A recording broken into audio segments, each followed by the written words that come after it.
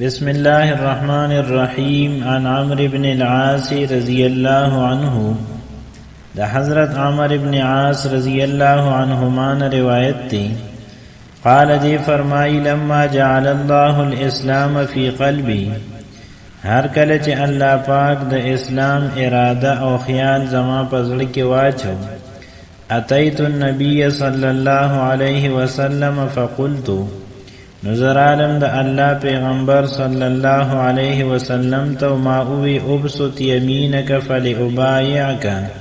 خپل خیلاس درا اوګد کا چې زدر سره بیعت کوم فبسط یمینه نو خیلاس روګد کو فقال فقبضت یدی عمر ابن عاص رضی اللہ عنہما فرمائی ما خپل لاس شات راخ کو قال مالک یا عمرو نو رسول اللہ صلی اللہ علیہ وسلم فرمائل فتابان دی سوشو اے عمر قال فرمائی دی قلت ما اوی اردت ان اشترتا زما اراده دادا چی زیو شرط لگم قال تشترط بمازا تبس شرط لگی عمر قلت ما اوی ان یغفر لی ز اسلام قبلو ما خو شرط پکی دادی چی ما تا بخشش اکلیشی ما تا مغفرت اکلیشی قال رسول اللہ صلی اللہ علیہ وسلم فرمائل اما علمت ان الاسلام آیتا تا پتن لگی چی اسلام چی دی یهدم ما کان قبله آغا ختمی او نړی آغا چی مخی دا دینی یعنی د اسلام د قبلولو نه مخی چی تاکم د گناه امارت قائم کردی دی نو آغا اسلام آغا امارت نړی او ختمی وان الهجرت بیشک هجرت چدی تهدم دا ختمی ما کان قبلها اغس چ د دین مخکی وی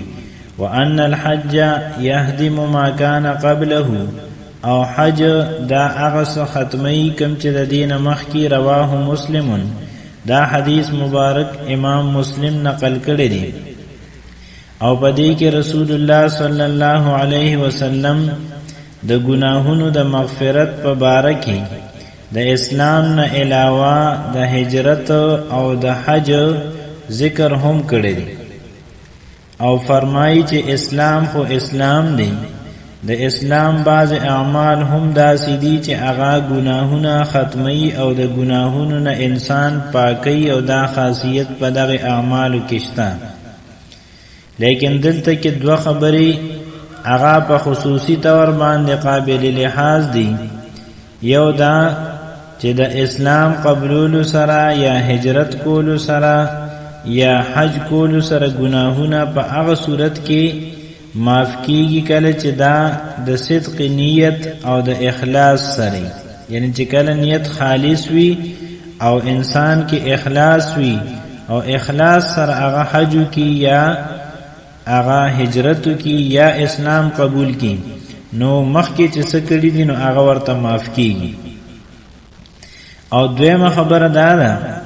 چه دا خبر دا دلائل شرعینا ثابتنا چه کدا چا پا ذمہ باندی دا اللہ پاک دا بندگان حقوق وی پا خصوصی توگا باندی مالی حقوق نو آغا اسلام یا ہجرت یا حج سرا نماف کی گی بلکہ چې حقدار سره سو پورې معامله صفای شوی نوی او اغي سره یا خدا چې اغي ته د اغي حقوق ورکړي شي یا دا چې د اغي نه معافي طلب کړي شي او اغي د زړه نه معافي وکي نو سو پورې چې دانی شوی نو هغه پورې دا نه معاف کیږي او دا کفر او د شرک چې کوم زندگی ده د دین چې انسان توبه کی او اسلام قبول کی نو داسې انسانانو سره د تیرو گناهونو د معافی وعده د په قرآن پاک کې هم شته قل للذین کفروا ان ينتهوا یغفر لهم ما قد سلف اے رسول صلی الله علیه وسلم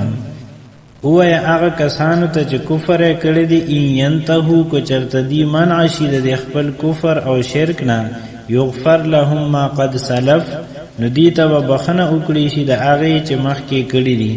یعنی مخکې چې څه تیر شوی دی نو د هغه معافي بدی ته وکړي شي وآخر دعوانا أن الحمد لله رب العالمين.